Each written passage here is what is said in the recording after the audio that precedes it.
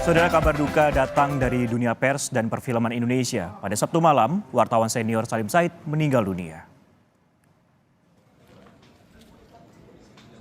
Suasana duka menyelimuti keluarga almarhum wartawan senior Salim Said di rumah duka yang berada di kompleks Wartawan PWI Cipinang, Jakarta Timur pada Sabtu malam.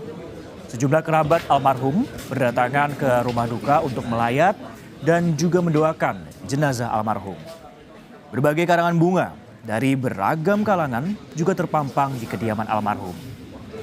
Almarhum Salim Said meninggal di usia ke-80 tahun setelah sempat dirawat di Rumah Sakit Cipto Mangunkusumo karena sakit yang dideritanya.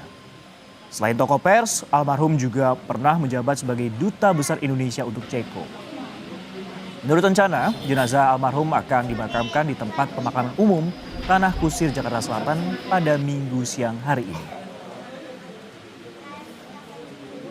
Mendapatkan masalah pendidikan, mendorong semua keluarga, baik ponakan, semuanya untuk bisa menempuh pendidikan yang lebih baik, untuk bisa mengubah masa depan yang lebih baik. Itu yang bagi saya saya ingat benar, mendorong untuk bisa orang untuk bisa berusaha untuk berpendidikan yang baik.